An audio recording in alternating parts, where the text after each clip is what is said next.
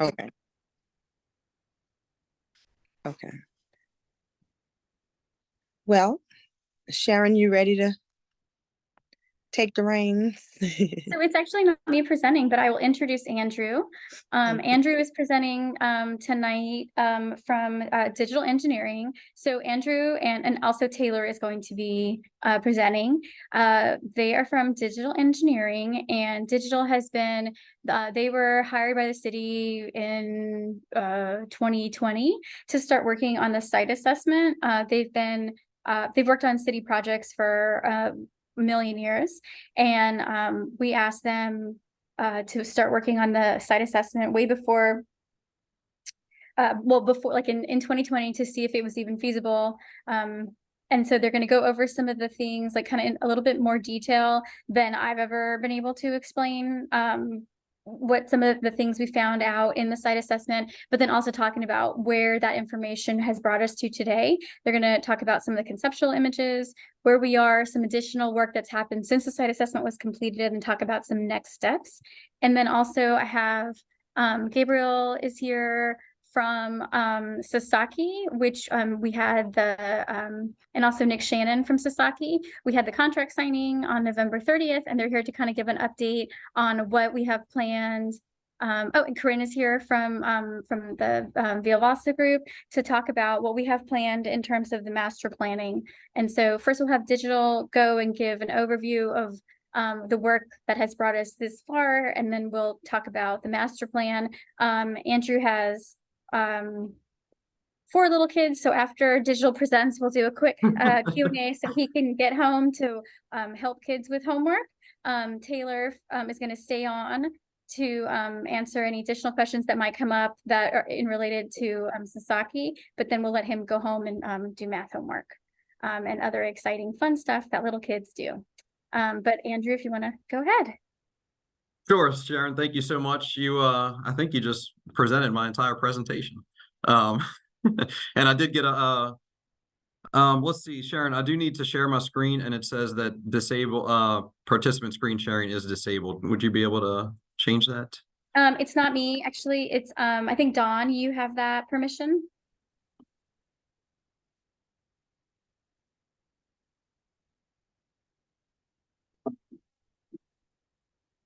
Did that work? No, not yet. Dawn, are you the one managing the Zoom tonight?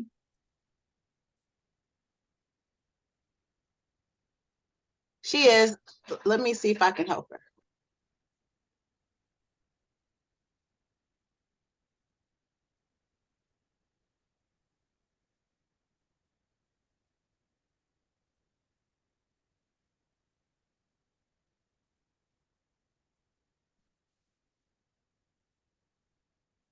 Or Bliss, I don't know if you have if you also have if you can also give permission to someone else, if you can give it to digital engineering. Let me see if I can request. Because I think they gave it to me.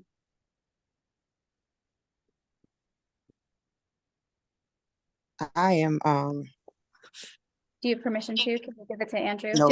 Digital engineering, so you need to give it to. No, Dawn has it. She got it. She's done. You should do now. Oh, yep, I can do it now. Oh. Okay, can everyone see that? Yes.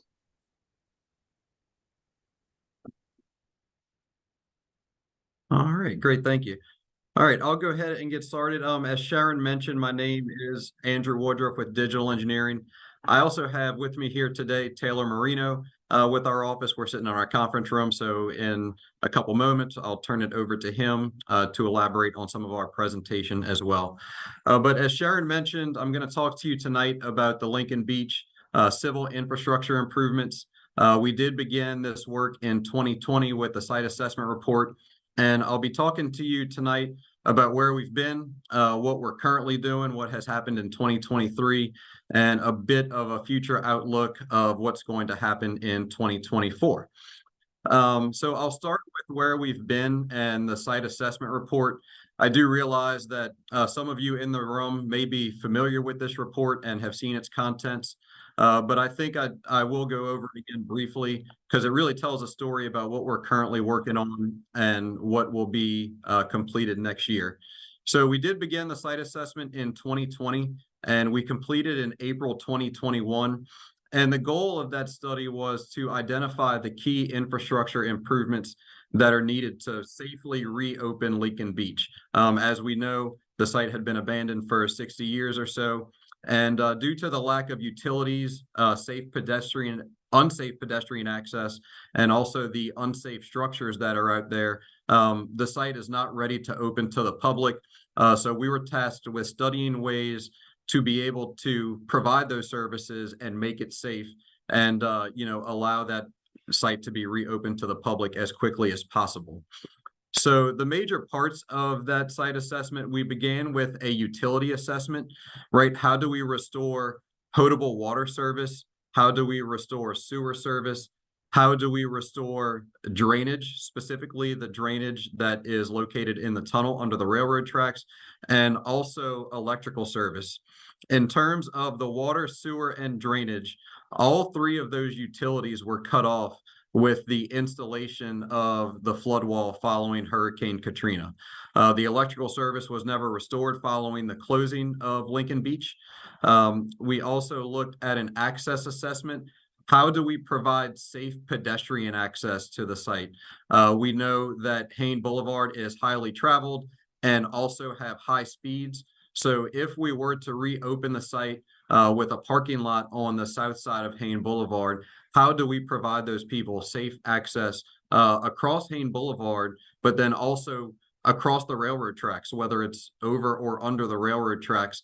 And then once they get on the site, how do they safely get around the site? In that process, we also have to consider ADA accessibility to make sure that the site is accessible to everyone.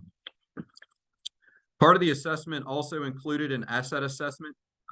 Assets meaning the structures that are on site. So we looked at what can we do with the waterfront structures? What can we do with the existing pavilions? What about the perimeter walls? What kind of shape are they in? And also the site paving and access tunnels. Are those in a shape where they can be rehabilitated? Oh, I just got a note that my slides are not changing. Let me get into presenter mode. Sorry about that, everybody.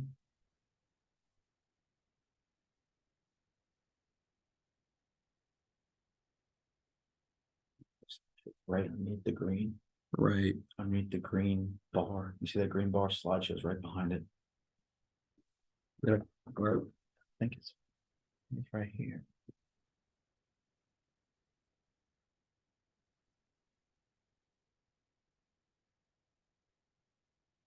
All right. Can everyone see the slides changing now? Yes. Okay, great. I apologize that. Thank you, Fanny, for that message. But yeah, so back to our asset assessment. I still see the first slide, Andrew. Apologies. It's still on the first slide? That's what I see on my screen. Yes, it's still the first slide. Andrew, are you using multiple screens? No, I'm on a single screen.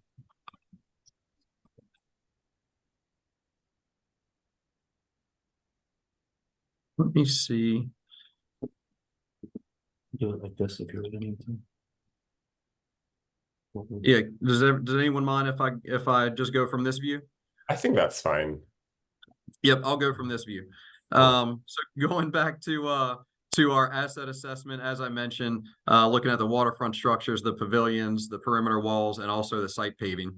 And finally, part of this site assessment was an environmental assessment.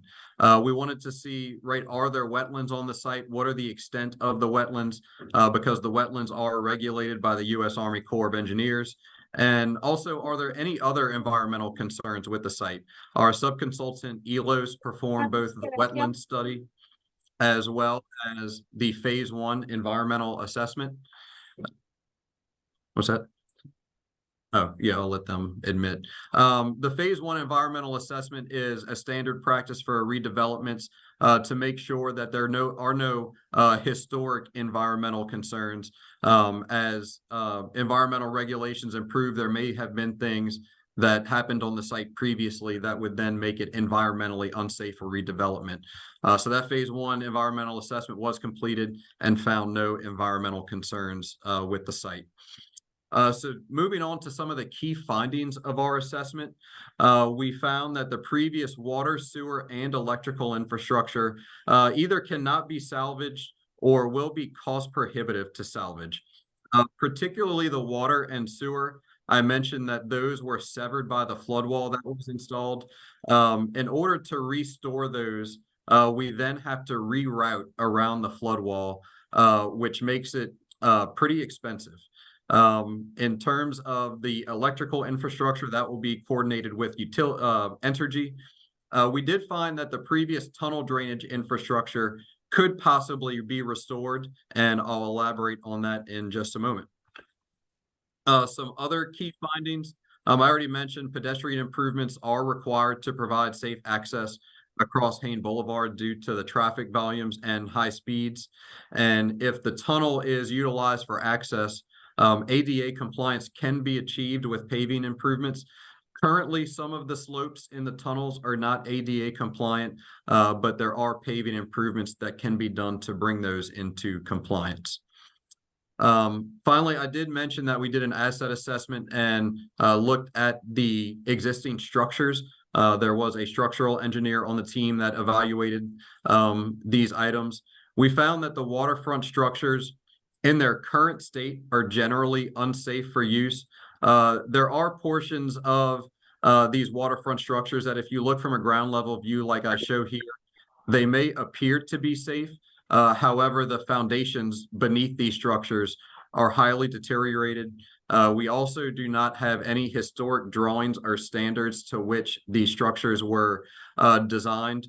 So in order to find out what their true state is and what they could truly support, we would have to do some form of destructive testing to find out in a real world situation, what are these structures actually capable of. However, portions of the waterfront structures of architectural or cultural significance can be preserved for architectural reuse. I mentioned ELOS, one of our team members.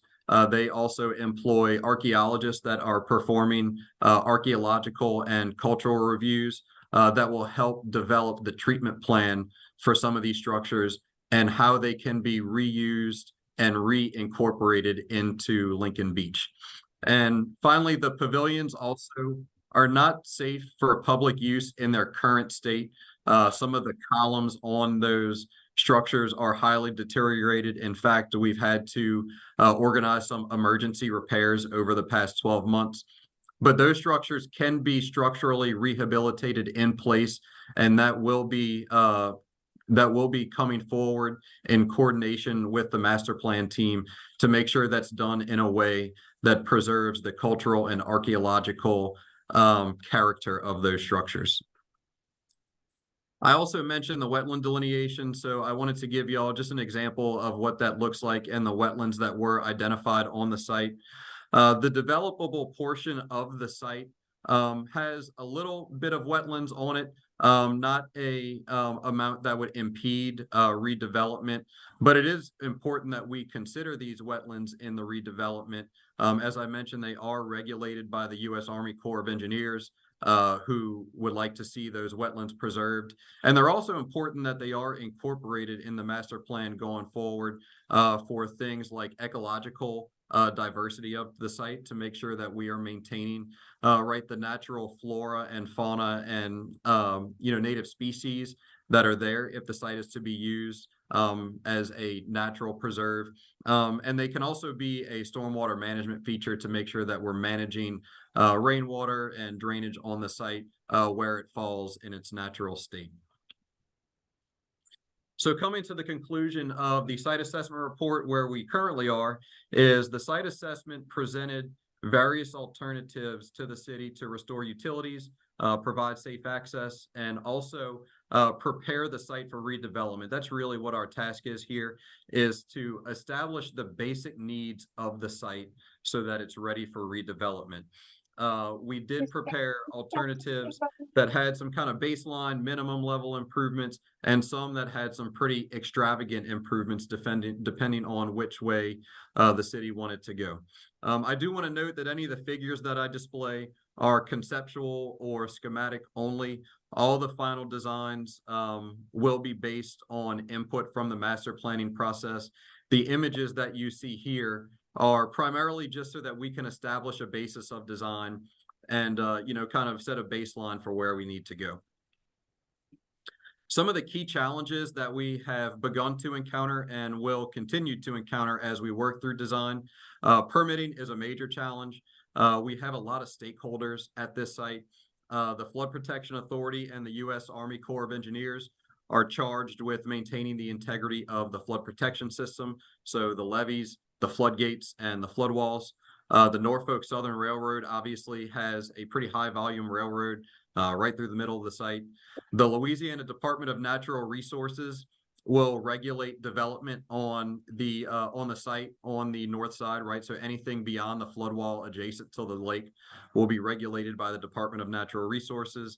And also currently the Department of Transportation and Development has been a key stakeholder and will continue to communicate with them through this process. As I mentioned, the things that we need to consider in permitting during construction are impacts to levees, flood walls, and the railroad. Obviously, during construction, we don't want to impact any of those in a negative way or impede those operations. And permitting also includes planning for the future maintenance and impacts to those sites, right? So as we reestablish Lincoln Beach and reestablish access, we need to make sure that anything that we do does not impede those agencies' ability to maintain and operate those systems. So those are the questions that they're going to be asking us as we go through the design and permitting process. Some more key challenges. As we work through these alternatives, I mentioned the minimum, moderate, and extensive improvements. Some of these minimum improvements can work, but they do present significant constructability and permitting challenges, and they can lead to a somewhat piecemeal approach that may not necessarily be cost effective. I mentioned the utilities, right? We can do a very straightforward utility design where we just run some new water lines and some new sewer lines. But the problem is we can't go through the flood wall anymore. So we would have to run very long water and sewer lines around the flood walls, up over the levees, under the railroad tracks. And even though it seems simple to just install a new water line or a new sewer line, all of those different items that have taken place since the site was last open make those very difficult. But I do want to point out that some of the minimum improvements can be implemented in a pretty rapid fashion. One of those being what you see here, the at-grade pedestrian improvements that we'll talk about in just a bit. So some of these minimum improvement items will be implemented, and those can work towards perhaps a quick opening scenario of Lincoln Beach. So I did mention the extensive improvements. Those alternatives do help us achieve basically an economy of scale, right? If we do something like construct a bridge over the flood wall and the railroad and Hain Boulevard, we then can attach utilities to that bridge, which that then resolves a lot of the permitting challenges we have with the Flood Authority, with the railroad, and at the time with the State Department of Transportation and Development. So, it's really key here now that we do have Sasaki working on the master plan, that some of these more extensive improvements that allow us to achieve that economy of scale, that we can implement a lot of measures, side by side, will help us get to a really nice plan, in some cases quicker than maybe we would have, since we're eliminating a lot of the permitting challenges we would have had before. So that takes us to our current path forward, where we are and where we're going. as I mentioned, our task is to establish the basic infrastructure needed to allow for the redevelopment of Lincoln Beach and enable the vision of the master plan. The master plan, kind of side by side with that, will establish the preservation needs, the land use, the programming, and the overall vision of Lincoln Beach's future. And the master plan will inform the basic Thank you, Brett. infrastructure needs. A really good example of that is, for instance, we can begin design on water and sewer infrastructure, but as the master plan defines what the future use is of the site, that will establish, okay, how much activity is going to take place on that site that requires water service? How many buildings might there be on the side of the flood wall that we need to get water to, so we can determine what level of fire protection and fire safety we need. So when I say we'll work side by side, that's the type of information that will be fed to us as we continue with establishing the basic needs of the site. Some of the key components that have been designed or been worked on so far. I mentioned we did begin design in the fourth quarter of 2022, so we've been working for almost exactly a year on these components. The water and sewer improvements basis of design analysis has been completed. And when I say basis of design, right, we can determine what are the general standards, what types of water lines and water infrastructure do we need to put in? What types of sewer infrastructure do we need to put in? And now going forward with the master plan, we can establish, okay, to what extent do those need to be implemented? We have established the basis of design for the structural rehabilitation of the pavilions and the perimeter walls. And we're actually at a really great point in those designs where we can now start to receive feedback from the master plan to make sure that whatever we do aligns with their vision for the architectural vision going forward. We've also made a lot of progress on the shoreline stabilization and waterfront structures basis of design. Again, we've defined a lot of the parameters on how those structures may be strategically reused. If there are portions that do need to be removed, right, what are the ways that that needs to be done? Does it need to be done with a marine mobilization, with a marine contractor? How will they access the site? How will they work on those structures? A lot of that has been defined, and now we're at a great point, again, to collaborate with the master plan team to define exactly what that scope of work is. And finally, we have secured permits in late 2023 to perform the geotechnical investigations. So the geotechnical investigations, for those that are unfamiliar, that's basically studying the dirt, studying the earth. In order to do that, we do take some fairly deep borings where they'll go out with a drill rig. They will extract a soil sample, so we'll know what those soils look like and what type of structures they can support. So we have received the permits from the Department of Natural Resources to do that work, and we'll be able to begin that work very early in 2024. And with that, I'm going to turn it over to Taylor to elaborate on the work that has been done on the pedestrian improvements thus far. How's it going, Okay, y'all? so who's next? This is Taylor Marino with Digital Engineering. I'll just be talking for a minute or two. Oh, okay, all right. So one of the key components of this project was how do we safely get people across LA 47 or Hain Boulevard? You know, the city approached us saying that they want to build a parking lot on the south side of LA 47, which means that pedestrians would have to cross 4 lanes of uncontrolled traffic and then get into Lincoln Beach's site through the floodwall gate. So we were tasked with looking into how to safely do this. So when you're dealing with state routes, usually you have to do a traffic study. So we started looking at a traffic study and how we could improve this crossing. One of the things that we looked at were RRFBs, which are these rapid reflective beacons. But due to the speeds that we saw out at the site, as some of you may know, you know, this area is known for very high speeds. Due to those speeds, the RFBs just were not a good countermeasure to what's going on. So during that study, one of the things that we were recommending is something called a pedestrian hybrid beacon, which is shown in the picture in the top right there.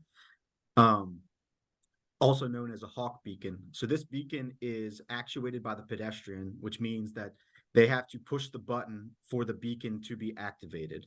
So when there's no pedestrian pushing the button, the traffic on Hain Boulevard will flow freely until the button is pressed. And so the pedestrian will push the button. They will go to the raised median, as you can see in that bottom picture, which is surrounded by curbs.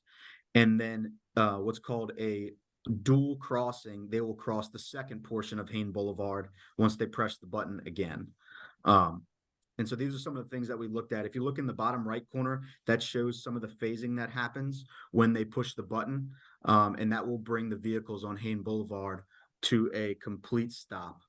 Some of the other things that we touched on in the study is a road diet that the city of New Orleans is interested in doing along Hain Boulevard, which would reduce the lanes from 2 lanes in each direction to 1 lane in each direction.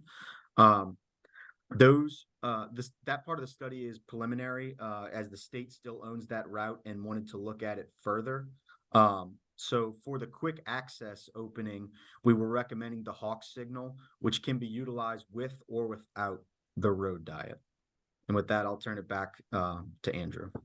Yep, thank you, Taylor. And so that road diet, that the study that would authorize the hawk crossing is complete. It's with DOTD, and we are just awaiting final comments from DOTD on that, and we expect to receive that any day now so that we can actually proceed with the final design of that crossing. Finally, our path forward, right? What are we looking forward to in 2024? As I mentioned, we have received the permits in order to start our soil borings and geotechnical work. So we do expect that those borings and the soil sampling will happen before Mardi Gras. Once those samples are complete, then geotechnical design for all components can begin. We also see the pedestrian bridge design starting in early 2024. The parking lot design will also begin in early 2024. The parking lot design is funded by a grant that was secured by the city of New Orleans. And so that's actually the only thing that has held up the design on that going forward. And we just received some feedback today that we should be receiving authorization from the grant entity to begin work any day now. So we expect that to start first thing next year. We will also be working on the overhead utility crossings, establishing the design for those. I mentioned the cleaning and potential rehabilitation of the drainage in the tunnel. I did not elaborate on that previously, but I will give you a little idea of what that will look like. As we know, the existing tunnel drainage does not work. Those drain lines have not been cleaned for, more than likely 6 decades. They have been filled with debris, dirt, other things that prevent water from draining through them.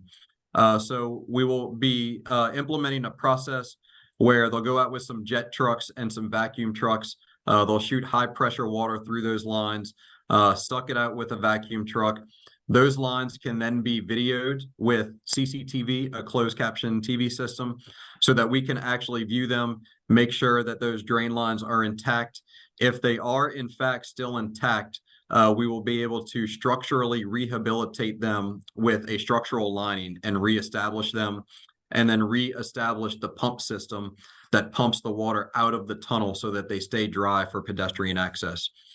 So the cleaning and potential rehabilitation for the drainage system in the tunnel, at least the cleaning and video portion will begin in early 2024. And then depending on our findings, we may be able to implement some improvements pretty quickly.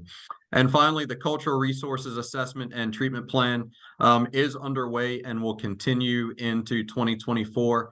The cultural resource team, the archaeologists, will be going out taking soil samples, what they call basically shovel samples, to investigate for any items of archaeological significance so that those can be identified and then incorporated into the master plan. And finally, I do want to stress again, right, we're really at a great point in our work where we've done a lot of preliminary work and the design is really about ready to move at a high pace. And we can now collaborate with the master plan team, take their feedback from what is shaping up for the vision of Lincoln Beach, and make sure we're incorporating that into the basic infrastructure needs for the project, so that when the master plan is done and projects are ready to be implemented, all of the infrastructure is in place to make that possible. So that wraps up our slides. I apologize greatly for the minor technical difficulties in the presentation. But with that, Sharon, I'll turn it over to you either for the next presentation or if we want to take questions on anything we've presented now at this time. We were going, okay, wait. I caught the tail end of your comments about the name change meeting. Can you repeat and or share the notification? Oh, Carmelita, I got an email at about 3:30 that said that the legislative, what did it say? Consideration of the legislative instruments is being deferred until 1:14. I got that from Intergovernmental Affairs, so I think that you might want to check with Oliver Thomas's office to see what exactly that means. I don't know anything more than that. I'm not very familiar with that process. And I just shared that with Liz while we were on this call. Yeah. And then I just have is it okay if we do the questions at the end? Was that the end of the presentation, or do we have, isn't Sasaki? Yeah, Sasaki has yeah, I mean, we can let you're welcome, Carmelita. I don't know who just said that. Okay, yeah. Sasaki has a short presentation too. Okay. We can let Sasaki go now. Andrew has to go home. And Taylor will stay on. I'm able to stick around, Sharon. Oh, okay. Taylor, okay, well, okay, great. Okay, yeah, go ahead. Who's next? Nick or Gabriel? Okay, yeah, I'm next. Yeah, okay. Nick Shannon.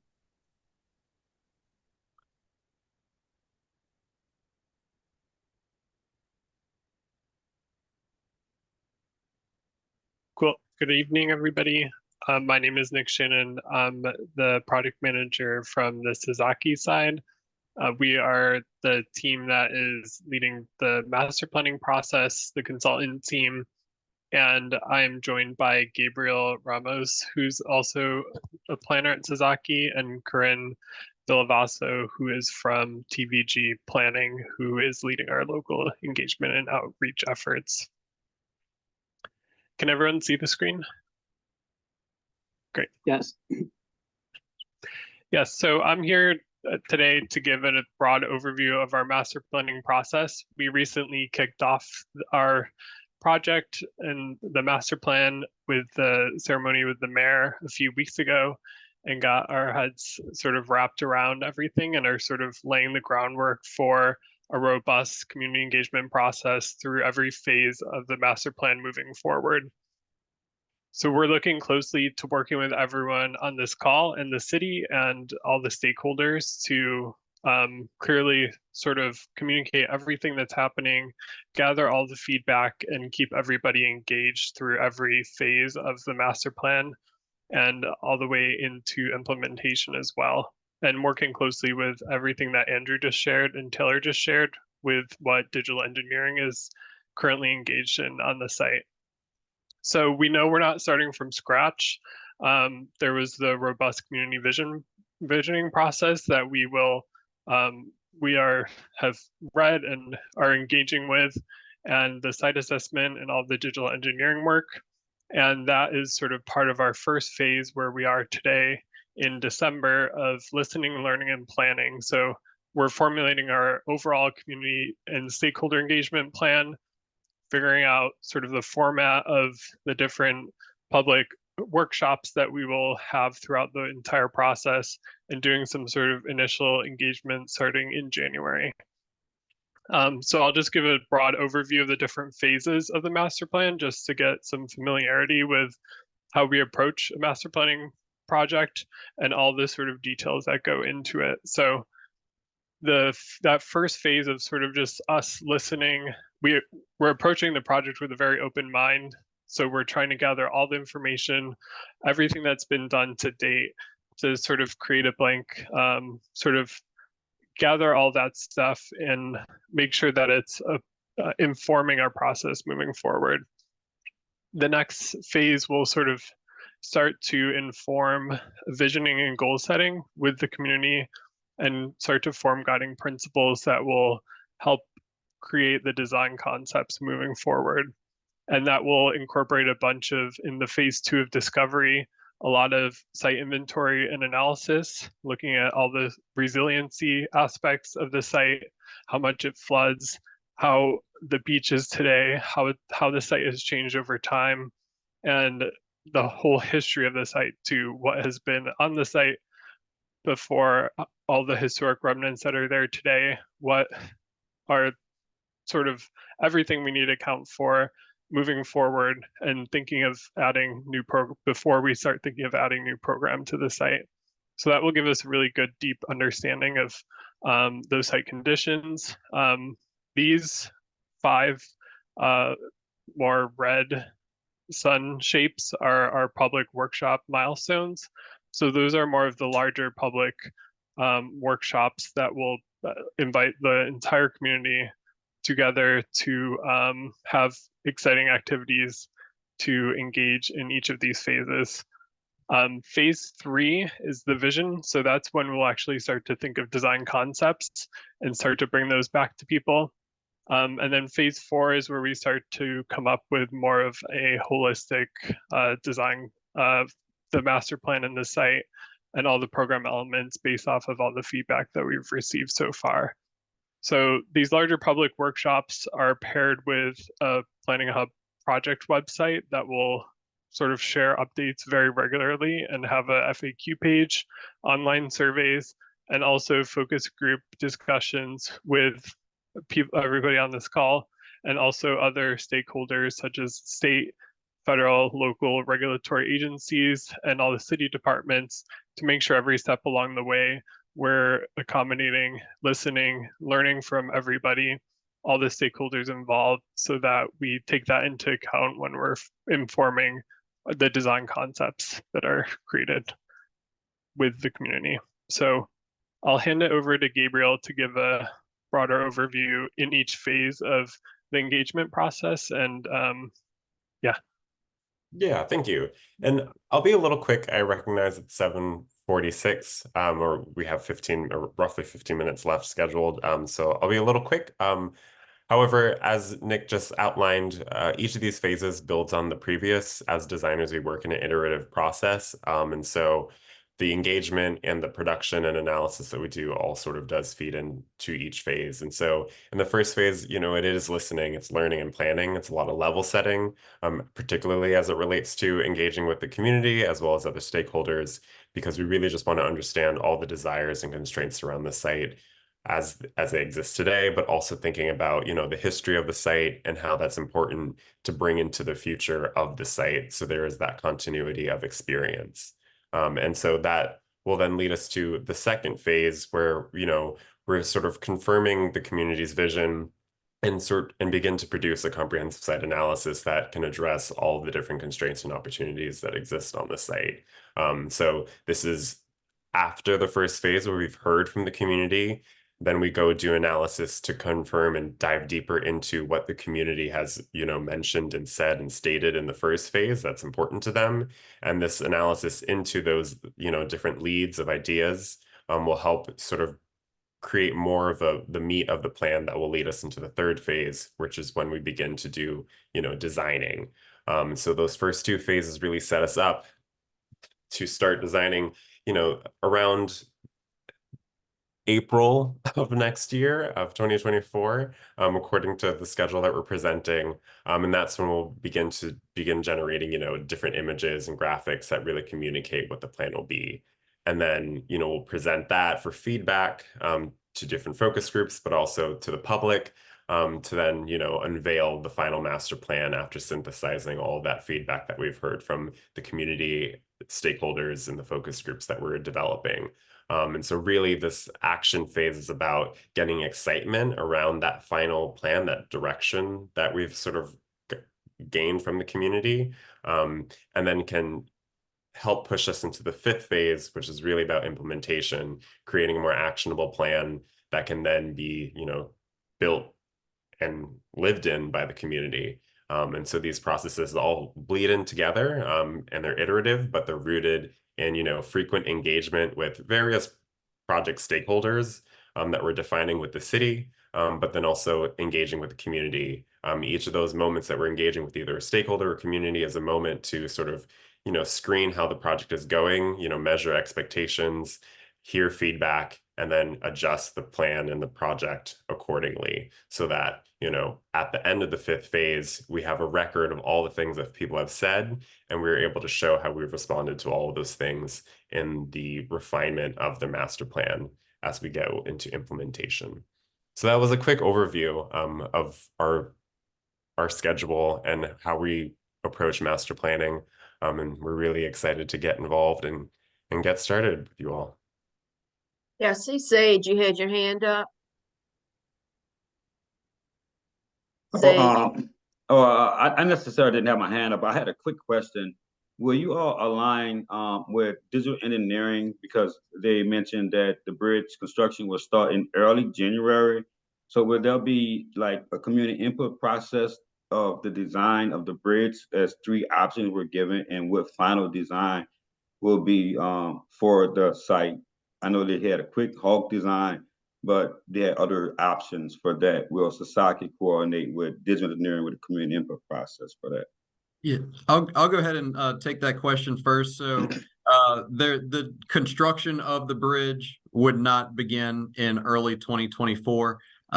It would only be any design of the bridge that would begin. So yes, we would be will be highly engaged with Sasaki to make sure that whatever is designed aligns with the vision of the master plan.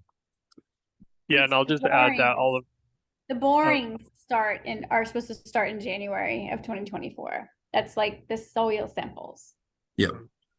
Yeah, and I'll just add that all of the Sasaki teams and TVGs working with TVG, all of our engagement and outreach will include all the work that digital engineering is currently engaged in and that we will be collaborating on. So all that work will be sort of incorporated into our overall schedules that we will share on the website and also in our public workshops. And as we're thinking through different design iterations and thinking through how that work connects to larger visioning and programming ideas that come out of the workshops and process.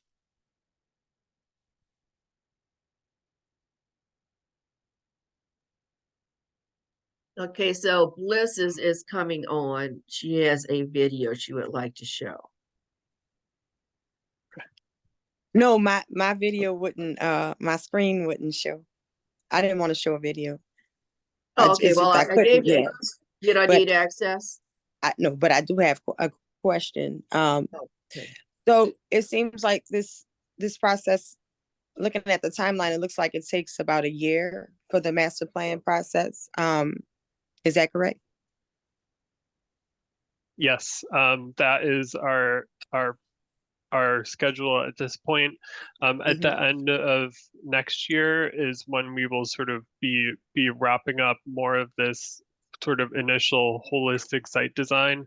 That is the fifth phase of the phase 5 implementation that was in the schedule. So that's where we'll get into more details and be able to basically start to think of a more shovel-ready master plan that starts to think through path materials, utilities, infrastructure, permitting, phasing, how these improvements connect to different funding streams and how they how the city and us will think through the operations and maintenance of the site over time. So after that, it will then sort of start to break down into phases of implementation that are connected to funding. So it won't be all built at once, but at the end of next year, we'll have that holistic vision that will guide any future improvements from that point moving forward and be able to have that document to refer back to and guide decision making. Will any work be done while this is going on? Like say the I know they spoke of a soft opening or something like that. Well, any of the construction or say the drainage. I know you're doing there'll be studies going on. That's all happening simultaneously, right? While this is happening. Yes, there's like, for example, like the parking lot, like the parking lot should be like much quicker. Like we should be able to work on the parking lot sooner, and then that would allow us to open the farmers market sooner. Okay. So yes, like some of the tunnel work can happen sooner. Some of the feedback we got from Sasaki, like originally we were planning on repairing a lot of the concrete panels that are damaged. We don't necessarily need to repair as much. We could add like more landscaping and stuff. So that was like some of the stuff that we talked about and coordinated. So like the brick wall and the tunnel repairs, yeah, like that stuff can happen. I do have another question. Where are we with I know y'all mentioned permits earlier. Where are we with the permits for DOTD? It was mentioned as a challenge, so curious. It is a challenge because so we had to do a study for the traffic immediately in front of Lincoln Beach. And so that original study was like 30 pages long. They reviewed it and gave digital some feedback. They made those changes and then reviewed it again, and then just asked for another updated, like minor updates again. And so we are anticipating like another, Taylor, was that yesterday or the day before? We are anticipating getting approved, but they have not approved it yet. They've only asked for feedback. And so that's the section, remember, that's right, like from Vincent to, what's the other street right behind it? That's like the space that's right in front of Lincoln Beach. And that includes the elevated walkway with the little platform and the lights. And I can't remember, Taylor, if that includes the striping too, the crosswalks. Yes. Yes. That does include the stripes? The striping? Yes. Okay, yeah, that includes the striping right immediately in front. But like that's taken a while to get to that point. Okay. And then don't forget, there's a second study that's not part of the scope for this project. It's part of a scope for another project that includes like some potential changes on the whole rest of Hain Boulevard. Everything that's outside of our section. And so like it's taken, I mean, I think we first had that meeting with DOTD, what was that, like 8 months ago, Taylor? Yeah, at least. Yeah, so like, I mean, it's taken 8 months to get to this point and we almost have an approval. So it's just, some things take longer than others. So. Okay. So that's what I mean, like, like that is a challenge because it takes longer. Yeah, Right. Fanny had her hand up. You still have a question or comment? Fanny? Okay. No, ma'am, I'm sorry. I must have hit it accidentally. Oh, okay. All right. Thank you. Okay, Abraham. Yes. So thank you, Dawn. So this question would be for digital engineering. I would like to ask, what other permits are we having trouble with? And we got a new person. Has Port Nola been? Let me say this: Port Nola will be a great asset to touch bases with after having discussions with them that they have priority access to both the rail, maritime, as well as state highways. So I actually followed up with them after our last meeting based on your feedback. And so I asked environmental from the port, and they said, no, we don't have any jurisdiction over Lincoln Beach. They do regulate like the Seabook Bridge, but they don't have any sort of regulation over Lincoln Beach. And then to double check, I also asked the chief of staff at the port, and she also confirmed that the port has no regulatory authority over Lincoln Beach at all. So they don't have any sort of authority. Now, they would certainly be a partner in regards to Lincoln Beach because it's an economic development factor, but they don't have any sort of permitting or regulatory authority over Lincoln Beach. Well, my thing was more so geared towards their ability on navigating some of those things fast. From the discussion that was given concerning Neighborhood Engagement Summit, there was mention how they were able to navigate at accelerated pace concerning St. Bernard's Port and how they were able to build a bridge over certain access ways at a very fast pace, mind you. They own that property though. They don't own this property. The city owns this property. They own the property that the port is the port is building a new port in St. Bernard Parish, and they own that property. That's why. Well, I was mentioning also concerning the other railway concerning things on Navigate. I know a portion of it they do own, but the other access they were mentioning how they navigated some of the hurdles they were encountering. And so Yeah, that was mainly my insight. Yep, I'm sorry that I didn't wait till you were totally finished. But yeah, we are currently not waiting on any other permits. Navigating the permitting process, the real key to that is going to be early engagement with all of the regulating authorities. Most of them will not start to review this project for permits until we can hand them an engineered design on paper that is ready for construction, right? They don't want to issue permits until we have a ready for construction project. However, most of them will engage with us throughout the design process. So we will engage all of the permitting entities throughout the design process to make sure that we hear any of their concerns or any potential pitfalls as we're designing these different components, so that when they do see the final permit package, hopefully we've worked through everything before they've seen it. It won't be the first time they've seen it. They'll have seen all of the projects before we request the permit in order to try to expedite the issuance of those permits.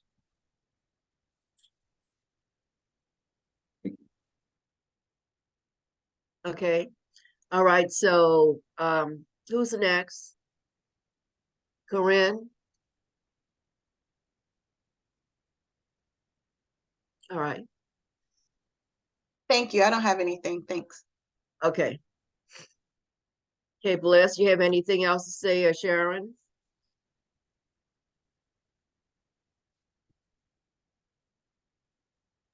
Yeah, so one of the things that is going to be developed is a project-specific website. We're still working on what the URL is going to be, but once we have that ready, it's going to include a frequently asked questions section. And then someone had asked earlier, where will the presentation be? And the presentations that we've developed already and presented, we'll have those up on that website too. Okay, thank you. I see Carmelita, you have your hand up. Yes, thank you, Ms. Dawn. I just had a question. I know early on there was talk about getting approvals from the levy board, and I think the gentleman may have spoken to this, but when he said that all of this has to be presented and on paper, but I was just wondering, is there anything that we're still waiting on from the levy board? Have those conversations been completed? On our end, there's not anything that we are waiting on from the levy board. We have had conversations with the levy board about the project. They're aware of the project. They are aware of the improvements that we are proposing, and they have given us their feedback on what they would like to see. I can't speak, to the whole master plan, but I can speak to the utility and pedestrian improvements on, that the levy board has seen those concepts and has given us feedback. Things that we need to consider, for example, for the at-grade pedestrian crossing, right? Making sure that we have the proper bollards in place so that, you know, the floodgate would then have to remain open for pedestrian access to Lincoln Beach, right? So making sure that we then have the measures in place to prevent vehicles from, you know, accessing behind the flood wall.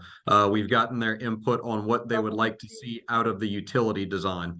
So those are the approaches that we're taking to be proactive, to meet with them throughout the design process so that we take those pieces that we know they want to see implemented and make sure that it's in those final permit packages.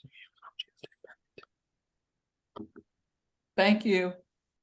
One more thing about the levy board is they're also going to advise, like they're going to tell, like for the cooperative endeavor agreement, they're also going to advise us on, for example, like if there was like if there was a tropical storm or something in the Gulf, for example, they're going to tell us when they're going to be closing the floodgate. We're not going to because they're going to it's still going to be their responsibility to close the floodgate. So they're going to be telling us when the floodgate would be closed. And so they'll have to advise us on, you know, whether it's 72 hours or whatever it's going to be. They're going to be telling us what that is going to be because they're going to still maintain it and be responsible for that. So they're going to have they be requirements. Sharon, will they be in an advisory role, or will they absolutely have to give approvals at some point and sign off? I mean, it depends on the situation. For the if there's on a regular basis, I guess they would be more as an advisor. But like if there was a hurricane, the agreements in place would be like, if there's a hurricane, you know, whatever timeline, we're closing the gate, like because they maintain the gates and they close the gates. The city is not going to start. Can you repeat that, Sharon? Can you repeat that? It was breaking up. Oh, yeah. Like, for example, the levy board will advise us on when the floodgate, if there was a tropical event, the levy board would advise us on when, as a standard, they would be closing the floodgate. They're going to continue maintaining the floodgate. So it won't be the city that decides when the floodgate is closed. It would be the levy board who is responsible for closing the floodgates. They would decide. Thank you.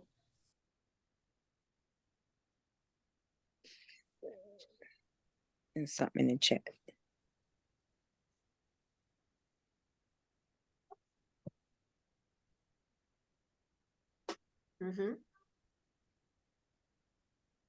Oh, okay. Sage was saying, if the flood wall is closed, that means the city will be in a state of emergency, so the site wouldn't be open. That's not necessarily true because, like, right now we're not in a state of emergency. The floodgate is closed. The flood wall is closed. The flood wall, I mean, there's like standard operating procedures where flood walls in general are always closed. It's closed right now and we're not in a state of emergency. The levy board determines when floodgates are opened and when they're closed. So that's not necessarily correct. Okay. Did anybody else have any questions or anything you want to say before I know we passed 7.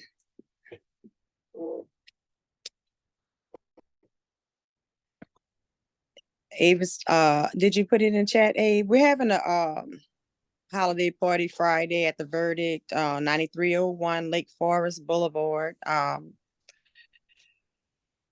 from 7 to 10. Y'all come through. It'll be live music, you know, in good spirits before the end of the year. So y'all welcome to come out. Please see us then. And we will, this is recorded, so we will put the recording on the website. Oh, Reggie has a question. I feel Carmelita has her hand up. Hello, is my mic open? Yes, sir.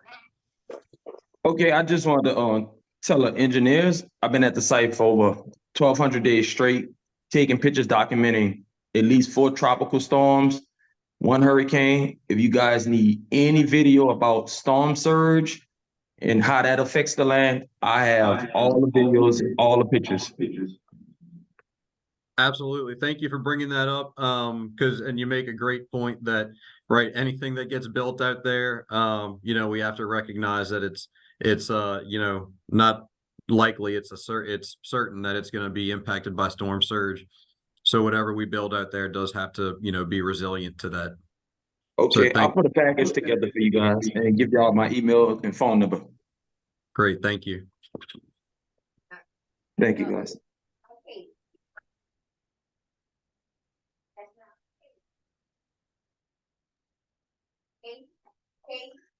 Abe is posting it. It's buffering, but it's going to the chat right now. Oh, there it is. Holiday social. So y'all take a quick pic of that. And if it's on the loose, he has her hand up again. Okay. I'm so sorry. I'm fat fingering things. One last question. I know that earlier they mentioned that the pieces from the original park, some of those metal pieces are too deteriorated to be reused in the new design. Is there any chance that they can be incorporated into the parking lot design used across the street in some way? You don't have to answer tonight. Somebody can email me. Just wondering we can answer now. We are, the intention is to salvage anything that has any sort of like the strange shaped. The intention is to absolutely salvage anything that has any sort of significance like that. Like those are, the strange shaped pieces absolutely have a significance, and the intention is absolutely to salvage that. And like the tiles that still say no diving, the intention is absolutely to salvage that. When we're talking about like the stuff that can't be salvaged, we're talking about like the pieces that are underneath, like that concrete panel that's like deteriorating, that cannot be salvaged. We're not talking about the, the items that are like obviously have character. Not that the pieces underneath don't have character, but like you can't salvage the deteriorating pieces of wood in that way. We're talking about the pieces that you're pointing out. Absolutely. Yeah, those will be salvaged. Okay, thank you so much. Yes, I apologize if I didn't communicate that very well, but yeah, the pieces that I was mentioned that are very deteriorated are, like Sharon said, some of the, like the piling beneath, those structures is very deteriorated. But whatever can be salvaged and reused on the top side will certainly be done. He took his bath. Thank you. Yeah, and we'll be helping come up with a bunch of creative ideas of ways to incorporate that into different program elements throughout the master planning process. So our architects are super excited about helping formulate some of those ideas to get feedback on what resonates most with people. If you didn't get a chance to watch the news conference, if you didn't happen to be there, Ms. Carmelita, I don't remember. Did I see you there that day?